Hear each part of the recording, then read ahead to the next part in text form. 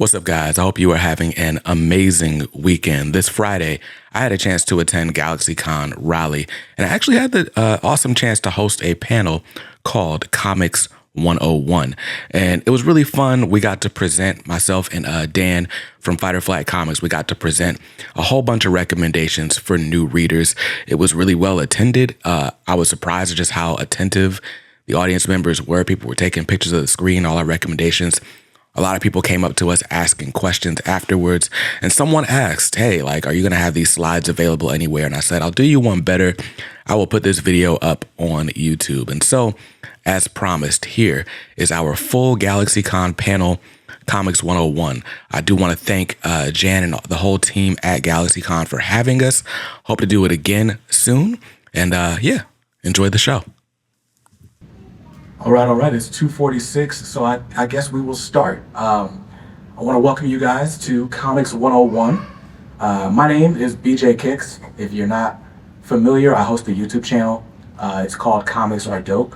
Every week, I give my comic recommendations. I let people know what I'm buying, what I'm enjoying, why I'm enjoying it.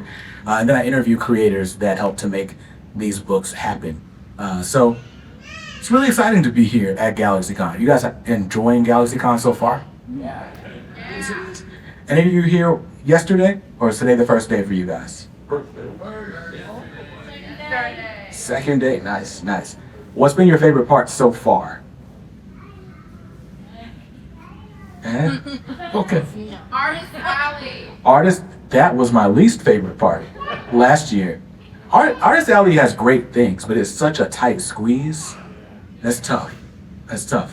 But I am here with my good friend. This is Dan Faust. He is actually the owner of my local comic shop. It's Fight or Flight Comics inside Triangle Town Center if you live in the area. So I'm gonna let him introduce himself. I don't think my mic's on. No. There we go. Okay. So hi everyone. My name's Dan. I do run Fight or Flight Comics. It's a great local shop if you're ever interested. I do see a couple familiar faces already. So hey to you guys. That said, my favorite part of the con has been the fudge station. Has anyone checked out the fudge station yet? Right. So they're doing that eating contest. You guys gotta go do that because even if you lose, you don't lose. You get free fudge either way. That's I might be defeating the point of today, but I feel like that's a good thing to go to. So yeah. We're gonna just go over today some of our recommendations. Not so much just recommendations, but what you really want to look for in a comic and what you kind of try to have fun with in it. I know for me, one of the things I really want to try to get across to all you guys today is comic books aren't just superheroes. Don't get me wrong, love some superheroes. Superheroes pay my rent. But so much more for that. But we'll get to that in just a minute, so I'm going to stop talking now. For sure. So, yeah, I've been buying comics every week for the last 6 years. And I've bought all of them at Dan's shop. So he's a great place, a great person to go to for recommendations. That's why I asked him to be here with me. Now, I do come from the world of corporate America where we have to tell you the objective of the meeting, even though it was kind of in the calendar invite, so you should know already, but I want you to meet Timmy. We're gonna call him Timmy. This is a very cool kid, right? And our objective here is to make you like him, right? You see those kids in the background, the well-adjusted kids playing with one another at recess, like normal human beings? You don't want to be like those kids at all. You want to be like Timmy, who is so excited to read comics that he is under the shaded tree at recess, reading a comic, even though the front cover is apparently on the back. That's how enthused he is. Yes? So he could be reading a manga. He could be reading a manga. That's true. We'll say it's a manga. I like it. So now that we know what we're here for, to make us all like Timmy, we're doing that by telling you about all the things that comics have in common with things that you already love. And not to bury the lead, the common thread is storytelling. I think great storytelling kind of it transcends whatever medium it's in. You fall in love with these characters, you pick up on their journey. And so you start to feel what they feel after a while. You're pulling for them, you're rooting against them. But it's the power of the storytelling that makes you sit through the movie, read the book, or read the comic in this case. And, because of that, I wanted to give some examples, like just of how comics can make you feel. Now, how many people here are 90s kids? Okay. Awesome. So I'm hoping these references don't go over everyone's head. And this one's kind of cheating, right? But you guys remember this moment from Infinity War and Endgame, right? Like we spent so much time with Spider-Man and Tony Stark, and going from Tony being annoyed by his existence to like kind of keep thinking of him as like a pseudo son in a way. And so when, dude doesn't want to go home, doesn't want to leave, it's like, oh well, kid. You should have done something more for this kid, but he gets turned to ashes. It's all your fault. So this moment hits hard because we had like 10 movies beforehand really building up to this moment in the same way, right? Like this moment hits hard. Anybody remember this moment? Ow. Right. Like I think this was my first experience with grief on screen. That picture makes me really angry. I'm just saying, for anyone who ever saw that movie. So mad. Yeah, just poor Macaulay Culkin. And they couldn't even give him his glasses. And we had to just watch Vega just process all of that right there. But it worked. We feel the same way 30 years later because it was just great storytelling. We spent so much time with these characters and loved watching their experiences, right? Like, how did you feel when Will got shot? That's how I felt too. It was gut-wrenching. Were you watching at this point? No. I was not, but I think some kids were talking about it at school the next day. To be fair, I feel like Fresh Prince had kind of jumped the shark by this point, but I was still glued, and it's riveting. Carlton starts carrying a gun, like it's just all sorts of out of character. It's like, what? It's like my cousin got shot. All right, so does anybody remember when the Angels won the pennant?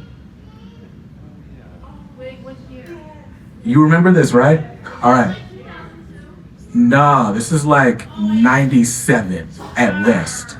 So this is Angels in the Outfield. And it's 97. The Indians, but I know for the Yankees. Well, not the real life Angels. So this is from a film called Angels in the Outfield. Yes. Oh, I was just about to ask if it was from the outfield. I've seen that movie. Yes, it's from Angels in the Outfield. So if you're not familiar, Angels in the Outfield is a remake of an earlier film of the same name. But this one's in color, so it's better. And it stars Danny Glover as a disgruntled baseball manager whose team will never win anything. In fact, bright-eyed white kid here, his dad leaves him at a group home, and he's like, oh, Dad, when am I going to see you again? And the dad says, when the Angels win the pennant, which is insane, because they're a terrible baseball team. So, to spoil the entire movie, this kid starts going to Angels games. I don't know how he got tickets, because he lived at the orphanage. They gave him tickets to the orphanage. So Roger and JP, they're going to these games and they start seeing Angels, and the Angels are assisting the players. And so we go through the whole season. They make the playoffs, and spoiler alert, they win the pennant. And of course, to give you no reason at all to watch this movie, Danny Glover, the old disgruntled baseball manager, adopts the kids, which is a terrible idea. He shouldn't have kids. Like, look at JP. Look at this black kid. Like, he knows better. Like, he's like, this guy's gonna beat us in the car on the way wherever we're going. Like, it's a terrible idea for him to take us home as a guardian. But we were so excited because the Angels won the pennant and that they were getting adopted that we overlooked this man's terrible character. It's just how it works. But now that I'm done nerding out over 90s stuff, I'll have to let you unlock that. Now that I've gone on this tangent to talk about all these things that I loved in great storytelling from my childhood, we'll talk about some things that I think are unique to comic books. And for me, the first thing that comics offer that a lot of other things don't is a sense of immersiveness. For me, I don't necessarily pay attention well. Like, I can turn on a movie on Netflix and then immediately be scrolling on my phone and miss half of the show, and I gotta rewind and all that, right? With a comic book, yeah, you can pick up a comic and then you can pick up your phone, but one of those things is just not getting done. So for me, the 10, 15 minutes it takes to read a single issue of a comic, I am all in.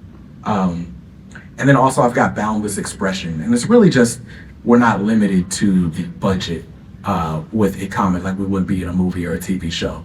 So there's no moment where we have to like see the strings carrying Superman or the CGI mustache. We're just limited by the artist's imagination, or the writer's imagination, and the artist's imagination as well, but also their skill set. I've got here that it's a unique experience because unlike other things that get adapted, the comics are not usually a one-for-one adaptation when you're watching the TV show or the movie, in a way that like an anime is kind of just retelling the one manga story. And with comics, a lot of the adaptations are built from a number of different storylines, and the movie's one thing and the comics are a completely different thing. And I love that about it. Because like, even if I saw the Long Halloween animated movie, reading Batman The Long Halloween offers a very different experience, whether it's from the art style, the pacing, and all those things. And then lastly, I've got varied creative teams. Because again, when we're talking about superheroes, we're talking about these corporately owned characters. And with that, you know, you're always going to have another take. If you don't like Daredevil right now, just wait a little bit. There'll be a new writer, a new artist, and you'll probably like Daredevil. Or at least like it better than you did last time. Got a question in the back. I wanted to ask, what is your opinion on comics being a lot more mainstream nowadays than they were in the past? Because in the past they were very eerie and they weren't well ill, but now comics, everybody gets nice, everybody knows about comics. So what's your opinion on comics becoming more well-known and widespread? Yeah, so for me, I didn't start reading comics until like 6 years ago. It's probably a better question for Dan. You've been reading comics forever. How does it feel for now there to be so many other people in the hobby? Good.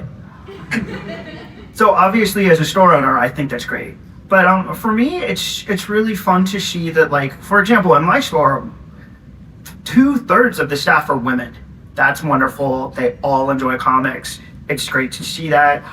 We have bookshelves and bookshelves full of things that aren't just mainstream superhero. But it's great when we just get walk in and someone comes in happily. I think that's great, and I think that's an effort on the part of creators. And obviously, media and related content has helped bring a lot of people into that. So, like, for example, I've just been inundated with small children wanting to read Superman. That's been wonderful. Yeah, for me, I enjoy it. Like, I got into comics kind of late in life. I was in my 30s. Close. I had a kid who wanted to like be involved in art, so I brought her to a free comic book day event, which is something they do every May. Hopefully they keep doing it. But anyway, and so I wanted her to meet like artists and stuff like that. So we went to this free comic book day event, and it just kind of, I don't know, it felt good to read comics. I had some experience with comics, like I'd seen them as a kid, but I was never one that like went to a comic store. And by the time I was, you know, experiencing comics, they weren't in newsstands anymore. You could only get them in comic shops. So I think it's cool that there are more people in the comics. And I guess, like he said, I'm kind of motivated because I have a YouTube channel about comics, or nobody's reading them, nobody's interested. There goes my channel. But I think it's fun to have new people in the hobby. But yeah, so those are all the things that I think are great about comics, like when I compare them to other entertainment media. I got Dan here though, like, you're like a walking pop culture encyclopedia, like between TV shows and video games, like you consume insane manner of entertainment. Like, so what is it about comics that keeps you coming back to it? Well, for me, for one, I can take a comic book with me anywhere. I mean, I realize a manga or a traditional novel also has that, but I mean, I do love that I can just find 5 minutes to read a book at any point. I think for me also, it's fun to see the evolution of the tale and evolutions of the characters.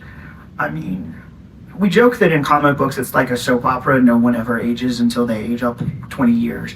But it's really fun that these days you can see characters progressively change. I mean, we're on Robin number 5. The heroes are getting married, some of them are having children. I think that's really great. But more importantly, it's fun to see people come in and out. I think the trick is to recognize when you can put a book down and go, okay, I'm not going to read this till this writer leaves. I think that's wonderful. I also love it when new people come in and we get to go, okay, what do you want? We have a set of questions we like to ask. We love that scramble of finding what's great for you. So, I mean, as good as Brandon's presentation is going to be, you really do have to go to a shop and talk to someone who's well informed on that to find what works for you. So for me, half of my job is the joy of getting to help people find what works for them. So speaking of shops, speaking of going to shops, I wanted to talk a little bit just about how things work. What I find is that a lot of people don't realize that comic books still come out. It's like, oh, comics, they still make those.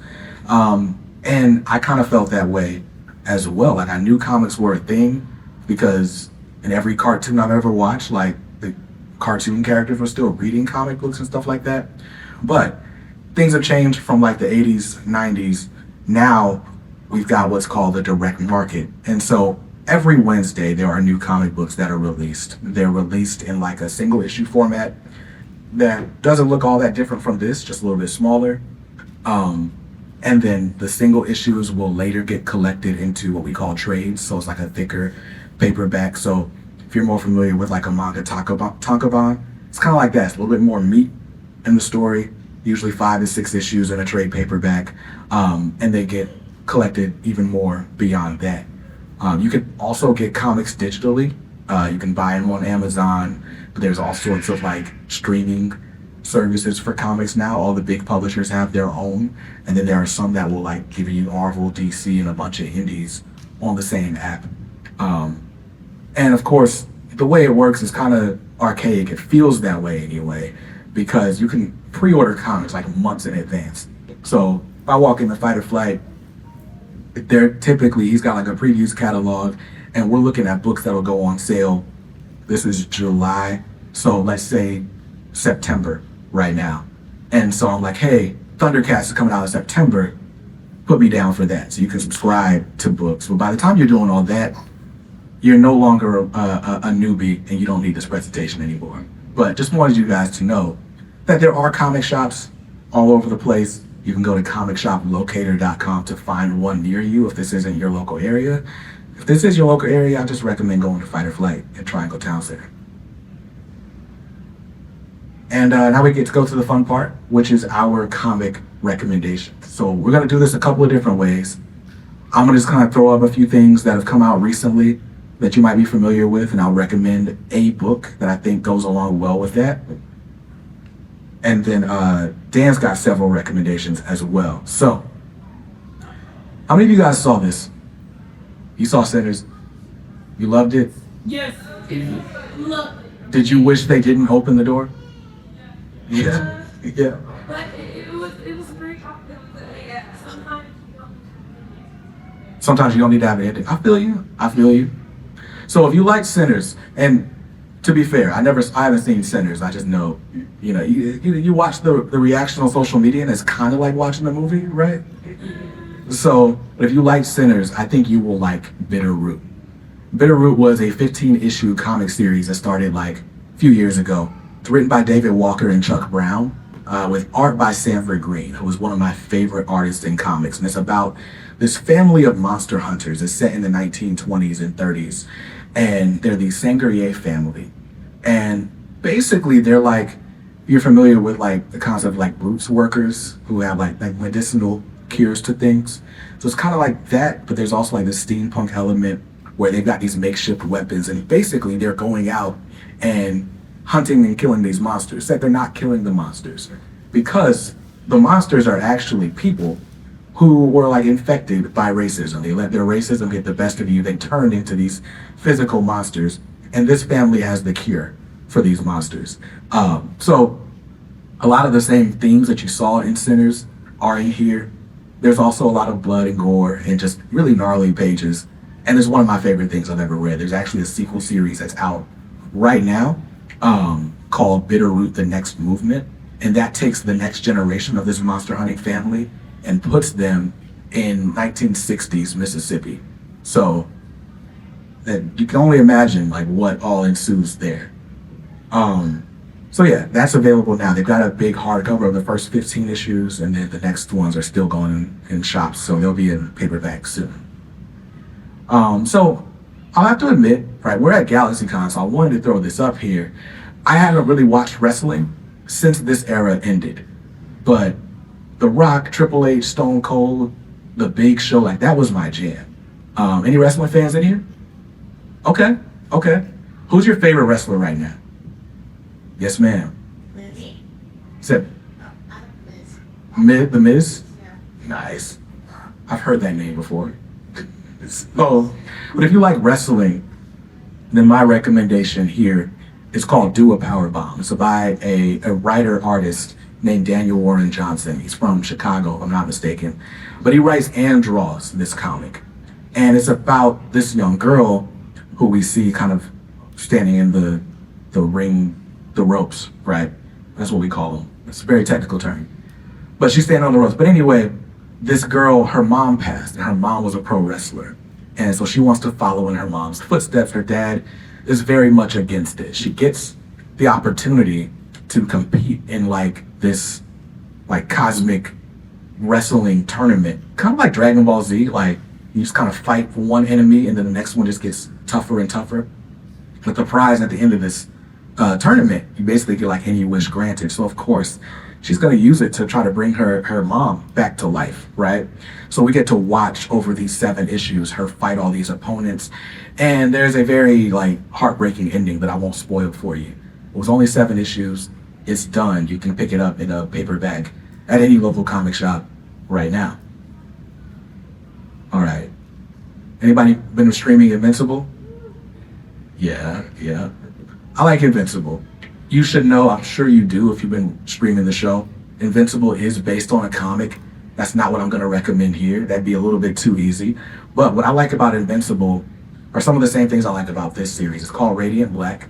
It's written by a guy named Kyle Higgins, who also made his name writing Power Rangers comics that are really good in recent years. But this is about this guy named Marshall. He's a failed writer. He has to move back home with his parents because he's broke. He's got like negative $30 in his bank account. So his friend tries to take him out for a night on the town to try to cheer him up a little bit. And they stumble on this like black hole looking thing that gives him a super suit and all the powers that come with it. And so then over the course of the series, which is still ongoing, he's got to decide how he's going to use these powers. Is he going to use them to make himself rich? Is he going to be a superhero? Are there going to be other twists and turns? Probably. By the end of the first volume, which is I believe 6 issues, you will have no idea what to expect from the series, and it's just that good. Like I said, it's still ongoing. I think we're at like 38 issues now, but there are several volumes you can get. I just recommend starting with volume 1 because it's great. Have you read Radiant Black? Yes, it is stupidly good. The writer actually did something really original. He did not tell anyone that he and the artist, when they have a time travel story, they started publishing multiple issues at once. And depending on the cover you bought, you got a different comic because we were competing with 2 parallel timelines. It is a great book. It is wonderful. It's the examination of what you would do with power. Would you make yourself rich? Would you try to be a hero? If so, are you qualified to be a hero? But are you really, as a building will fall down and someone really should have been a structural engineer? My favorite part is random people all over the world getting powers, not questioning, why did aliens give us all powers? Did they have a reason for that? Could there be giant kaijus coming from? Nah, it's probably fine. I'm going to start my YouTube channel. So, love that series. It's great. What I love about it is like it feels like real people. And like usually you read a superhero story and it's just like you don't question their motives, they're just heroes. But these are people that feel like us and they have to make decisions to be heroes or not be heroes. So, and that's the same thing I like about Invincible. It's like a regular guy trying to figure it out, but his dad just happens to be like Superman. And he's got powers too. So, speaking of kids with powers, you guys watch Last Airbender? Yes. My daughter is 15 and she loves that show. Like, for a series with only 3 seasons, I don't understand how she watches it as much as she does, but she's all in it. So, Aang is the last airbender, right? Or he's the avatar, actually. And so there are people that can control elements: earth, wind, fire, water. Are those all the elements? Those are the 4 they talk about. So anyway, you find out that like you're like this special kid and everybody wants these powers that you have and you don't want to use them for whatever their purposes are, right? Now imagine Aang the last airbender, is like in his mid-20s when he finds these powers. And that's a series called Firepower. It's by Robert Kirkman, who wrote The Walking Dead and Invincible, with an artist named Chris Samney, who is amazing. He does this cover. But this guy named Owen he's an adopted kid. And so he's going on this quest to find out more information about his parents, who were martial artists. So he's going to all these different temples, learning all these ancient arts and stuff, trying to figure out, who he is. He stumbles upon this, what do you call a group of martial artists? A group of martial artists? All right, so he stumbles across this group of martial artists who are trying to master the skill of firepower, just controlling fire, basically, and throwing Dragon Ball Z-like fireballs. Nobody can do it. This kid comes to the dojo, and within 2 weeks, he's mastered the firepower. And so all that happens in the first, what would have been 6 issues, but it was like a graphic novel, just one graphic novel, all that happens in. So this guy masters the firepower, fights the neighborhood bully or whatever, kind of makes his name for himself, and then it's like, all right, I'm good. I've learned everything I need to know about martial arts. I'm gonna go home and raise my perfectly normal family. And of course, you can't just raise a perfectly normal family. When you are the person that has this ancient mystic art, something is going to come after you. And what follows is 30 issues of just amazingness. I loved this book. It was one of my favorite things I've read in comics so far. Did you read Firepower? Yes, it was by Kirkman, so how could I be that bad at my job and not read it? It's pretty good. It really is that explanation of I'm special, but I'm not. And there's just the right amount of daddy issues as he tries to raise his own family. So that's nice to see.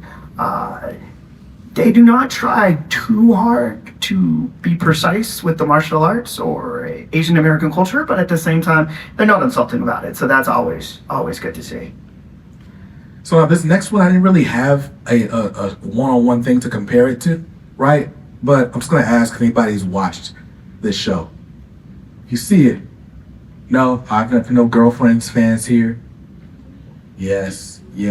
All right, so what Girlfriends has in common with this next comic is really just that there's a black woman at the center. But this comic is called Far Sector. And Far Sector came out at the tail end of 2019 and on through 2020. It's about this girl named Sojourner Mullen. We call her Joe, or she's called Joe in the comics. This is the one superhero I snuck into this presentation before I found out we were actually going to do superhero recommendations. But basically she stumbles upon, or she gets invited into the Green Lantern Corps after being a former police officer here on Earth.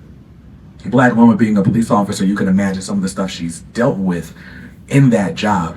So her first assignment as a Green Lantern is to go and solve a murder on a planet that has not had a murder in centuries. They don't even know what it is to kill someone. So it's a huge scandal. She's got to go in, understand the culture of this planet, all these different species that are occupying the planet, and get to the bottom of the mystery. There's political intrigue and suspense. There's a lot of stuff going on in that book, and I loved it because it was not like anything I read before. Did you read Far Sector? Again, yes, but I own a comic shop. I pretty much read everything. Okay, so this one is really well done, though. If you like women in power, that's great. It's also a really good mystery. I wouldn't say it's 100% fair play, but it's pretty solid. You can try to solve it yourself and move along. Plus, it's just fun to see all the visuals for the alien cultures. And I have a soft spot for Three Lanterns. I mean, it's nice to see them actually trying to solve a mystery as opposed to just beating up space pirates. Because I'm like, yeah, why not more cop stuff? So I also love Jo for the fact she does have a police background. I think that's probably a lot cooler. I mean, some of the Green Lanterns are like, you were a parole officer, you were a freelance artist, you were a pilot. You are not the most qualified person to be a space cop. She's kind of the first that is, so props to Jo. Yeah, I love it. And the art by Jamal Campbell, Jamal Campbell has done art on Superman as of late. This book made me want to see him on Superman, and I got my wish, so I'm happy. And now we're getting into Dan's recommendations. Of course, his won't fit on the page, so we'll take them one by one. Okay, so for fans of sci-fi is a lot of fun. We'll start with Descendant. If you like a future hopeful place like sort of Star Trek where you get a paradigm of utopianism and aliens and humans working together and just that sort of vibe of like that hopeful future, don't read Descender. Descender is so the opposite of that. I love Descender. Descender is straight up humanity versus AI, the things we've done, and the best part is, in the beginning you'll be rooting for humans because you're like, I don't want to see humans die. Robots are horrible. But then you'll see how we treated the robots over the last couple centuries, even though they are, artificial intelligence, and you'll be rooting for the AIs halfway through, I promise you. And then by the end, you'll be like, okay, just kill everyone. It is so good. Jokes aside, it takes a really interesting concept of nationalism and patriotism and what you might think as far as seeing the other, and it balances those ideas. So it's actually a lot of fun. Your main characters aren't going to be siding with anyone. They're going to be just people sort of caught in the middle, which I think is one of the most refreshing ways to do a war story if you're not following a group of soldiers. So can't say enough good things about Descender. It's a crazy ride. It did really well for itself. I think there were 9 books altogether, and then you'll get a sequel called Ascender. So there you go.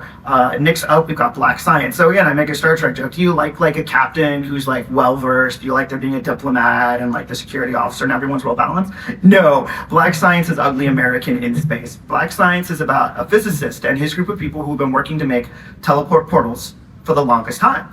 They're like any group of 40-year-olds who have worked highly on a multi-million-dollar project and they're not allowed to discuss with anyone. Can you imagine having 2 PhDs and your mom going, what have you done? And you're like, I have not published in the last 10 years, Mom, but I promise when it gets out. So anyways, they're terrible people. They give each and everything, every moment to their project. There's a monetization issue. When they finally make a portal, it is not clever diplomats or trained soldiers going into space. No, he pulls the ultimate, I'm going, I made this, I get to go through. And then we will watch him and his team upwardly fail with alien contact. If you want that shameful, silly, upward failure, they are horrible. They have no prime directive. They're like, that looks cool, take it. We'll take it back to the lab. We'll tell people we invented it. It is a lot of fun. I love it because I love seeing that like stupid, almost upward failure of science, and consequences do come. So next you've got, I want to say that's Umbrella, that's Manhattan Projects. So, okay, this one's an easy sell. Do you like seeing Nazis getting beat up? I think we all like seeing Nazis get beat up, right? So the concept of this is if the Allied scientists were freed and were opposing their Nazi number, but here's the thing. It's Manhattan Projects because the Manhattan Project was not one, there were several projects, and the bomb was the least destructive, that's right. The atomic bomb was like the most trivial thing they have. So you will see a lot of super science. It's very much in the realm of pulp action. It's two-fisted science. It's very much a cowboy story in that. I'm not suggesting that any of the historical scientists they have in it were actually that badass, but it's still pretty cool to see. And they do actually try to match it to people's scientific accomplishments, which is pretty cool in that regard. Finally, you have Saga. Saga is probably the greatest science fiction love story in comic format. It tells me that easily. It is, I always tell people this, it's fun. It is a chick flick dressed up like super science. So, I tell people, if you want more Star Wars, it's not for you. This book is so good. It tells this massive war story on a small arc. It's about love, it's about family. I have to keep reordering it every 3 weeks. So that's my highest recommendation on that one. What do we got next? We're going to recommend something for the horror fans. Okay, so Baby Teeth. I love Baby Teeth. This is the ultimate battle of nature versus nurture. So, she is the mother of the Antichrist. That's right, I said it. She's the mother of the Antichrist. But despite every bad horror movie ever, she is not a horrible woman who is like, yes, I shall usher in the great Satan, and my name shall live. And she's just like, what? No, I just met a dude. He was charming. So, she is trying to keep her baby from any of the groups that would like her baby. There are cultists chasing her who are like, please let him make us our Dark Lord. There are people from churches who are like, let's slay it, it's the Antichrist. She's just like, could we just not do any of this? I just want to raise my kid away from, all crazy religious people. And you live in the South, most of you, so you know why that's appealing if you just ever had to deal with that. And you live in the South, so you had. I cannot say enough great things about Baby Teeth. He really does nail a young woman trying to do it right for a dude. I've teased Donnie Cates about that before. I'm like, I wouldn't think a man could write a young woman so well. So, love that. Ghosted. I love Ghosted. Ghosted is a heist story meets horror show. It's about these incredibly complicated thieves. They're high-tech, they're brilliant, they're a great team. They go to a haunted house to steal a ghost. They are crazy underestimated. Every story is a different haunted house setting. You've got the New England haunted house, you've got the crazy asylum. In the next story, you've got an Aztec temple where too much blood was let. You have an Indian burial ground with something built on top of it. Again, love Ghosted. fun little hybrid. Something is Killing the Children. It'll be on Netflix soon, so if you don't want to read it, you can watch it there. This horror piece is amazing. It is the #1 seller in the genre. Something is Killing the Children, and a couple people who have themselves lost their children are fighting back. I don't want to spoil it, but it's straight up supernatural. Again, you've got a great lead, and I love the idea of parents who have suffered losses or children who have managed to survive being the ones who are taking it to it. Finally, you get Fatale. That is Call of Cthulhu mixed with the 1950s and 40s era. That's just a lot of fun. If you like a noir detective, that's great. If you like slimy monsters that will eat your brain while thinking nothing of it, can't say enough good stuff. They also do play well with all their fair play crime mysteries, so I love that. All right, so next we got something for the fantasy fans out there. Okay, Birthright. I love this. Birthright is so much fun. Think of like the Neverending Story or Alice in Wonderland or Wizard of Oz, where a kid gets transported to like a fantasy land and they have to learn a lesson, and as long as they learn the lesson, they'll be fine. And there are always those kind, sort of offbeat guardian characters who help protect them and teach them the lesson. Yeah, this is not Birthright. So this kid gets caught over and then he has to kill someone. I mean, it's wonderfully traumatic to read. It's like, I'm a 10-year-old who's going to have an adventure, but now I have to have a knife fight with an orc. I love it. I can't say enough good stuff about it. This kid gets stuck into fantasy land for most of his life. The next time we see him from his first adventure, he will be in like his 20s, and he is a jacked barbarian dude. Fun fact, you know that like how some fantasies will go, and the balance of worlds and the connections. Yeah, so there's a time paradox issue on the real world. So while he's off having fantasy adventures, his family's dealing with the stigma of him being missing. And the police are like, yeah, we don't really believe you about the fantastic portal. So the dad is suspected for murdering his kid. He will eventually show back up and be older than his older brother. It is hilarious. I love the idea of consequences. I love the idea of, have you ever had to actually camp and kill a rabbit? Like, it's just so much fun. Can't say enough good things. But then the next book up is the adorable opposite. Is always so lovely. I wish I had more art to show you because it sells off its art, but it's timeless coming of age. It's beautiful fantasy with a little bit of an anime influence. So can't say enough good stuff about that.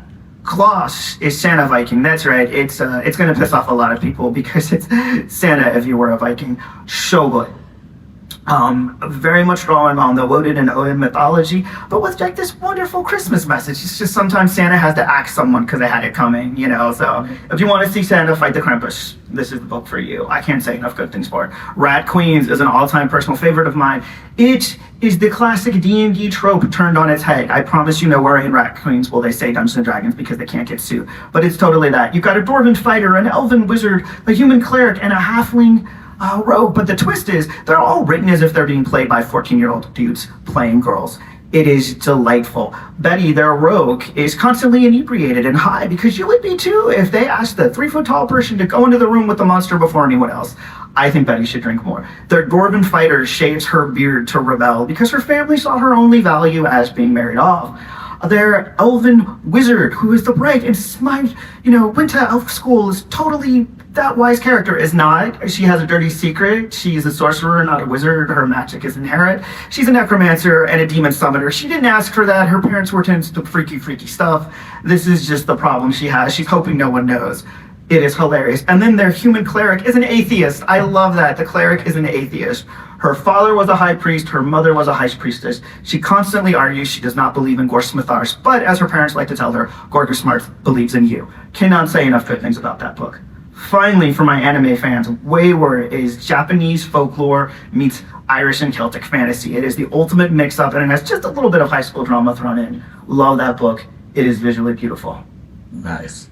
So, I wanted to, in the panel, that description, we told you we're going beyond superheroes, right? But we're not going to skip superheroes in a comic presentation. So, finally, Dan's superhero picks. Okay, X-Men, God Loves, Man Kills, is my all-time second favorite X-Men story, but I will tell people it is the best. So it beats my first because my first relies on, oh my gosh, I love those characters and now someone's dead. But this, you could give to a stranger. I should also point out, this is the book that got X-Men banned in multiple states. And then several interest groups came to its defense. I love that the very groups that they were claiming were being demeaned said, no, it is okay for X-Men to drop an N-word in that context. Can't say enough good things about X-Men.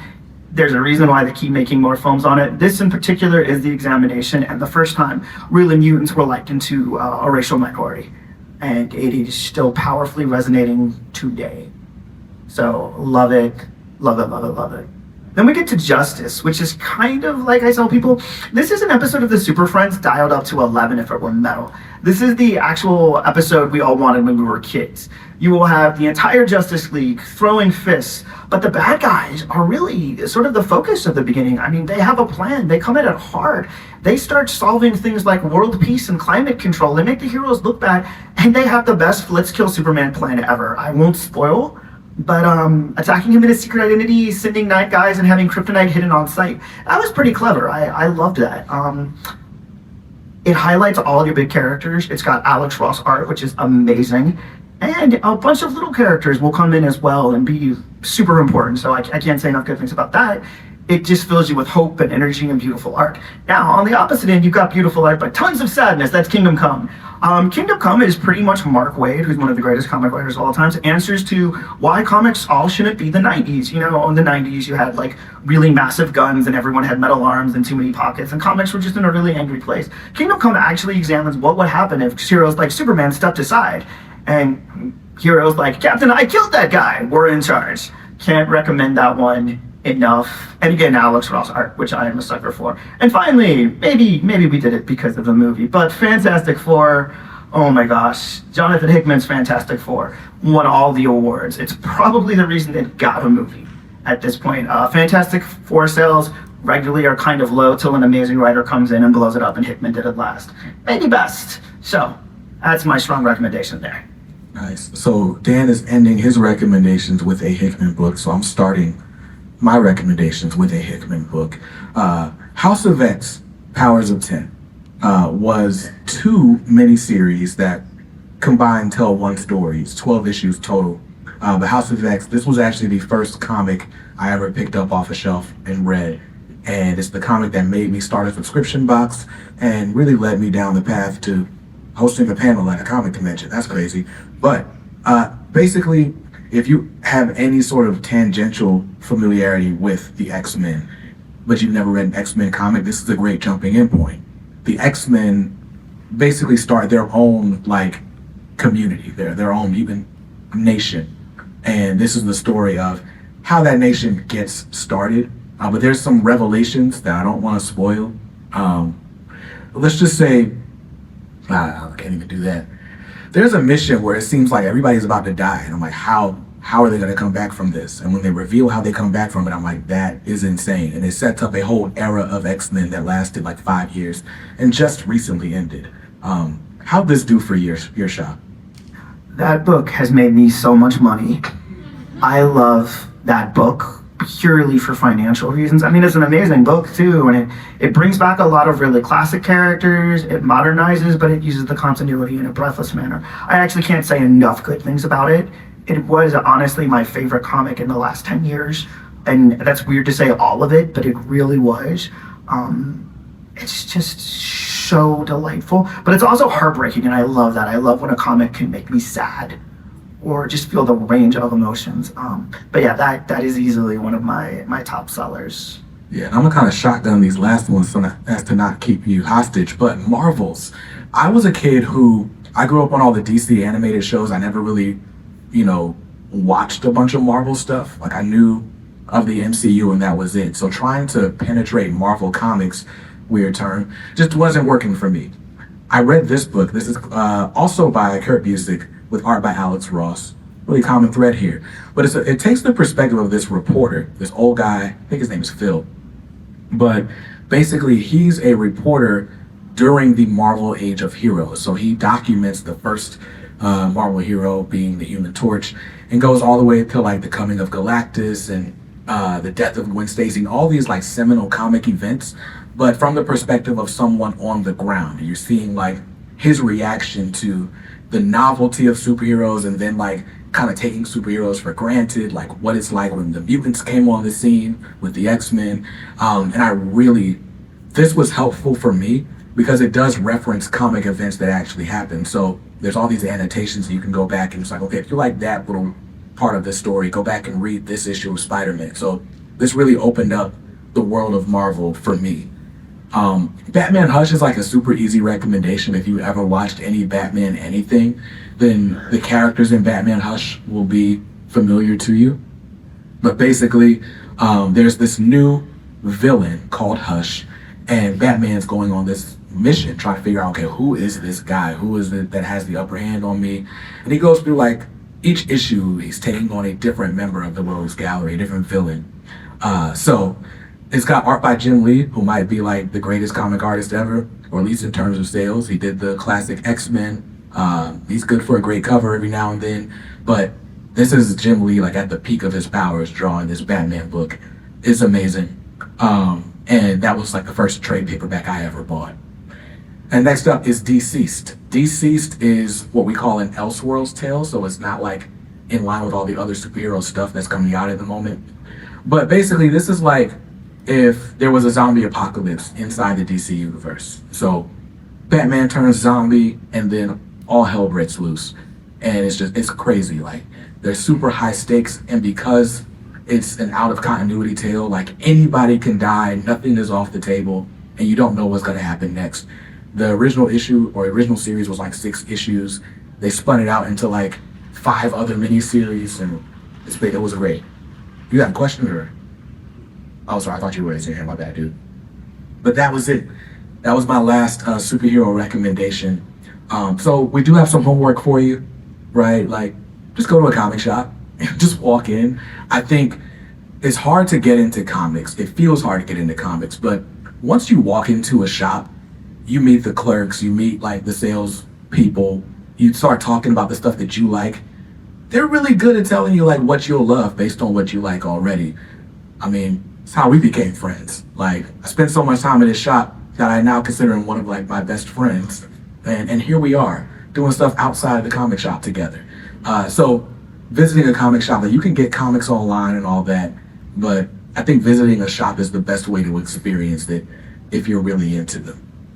And if you need more recommendations, of course, you can just visit my YouTube channel. It's called Comics Are Dope. Or you can follow me on social media at BJKicks. Like I said, I'm giving out new recommendations every week. I just interviewed Christopher Priest again, who like created a bunch of the stuff that you saw in the Black Panther film. But I mean, we've got Dennis, we got all kinds of people that have been interviewed on the show. So if you want to learn about comics, like, I generally take the I'm new to this perspective when I do my interviews. So if you want to learn about it, that's a great way to do so. And yeah, you got any final words for these nice people? Thanks for staying. Other than that, go enjoy your con. Can we take a selfie first? So I didn't want to tell you guys this up front, but this is actually like my first time hosting a panel. So I need a little souvenir keepsake here.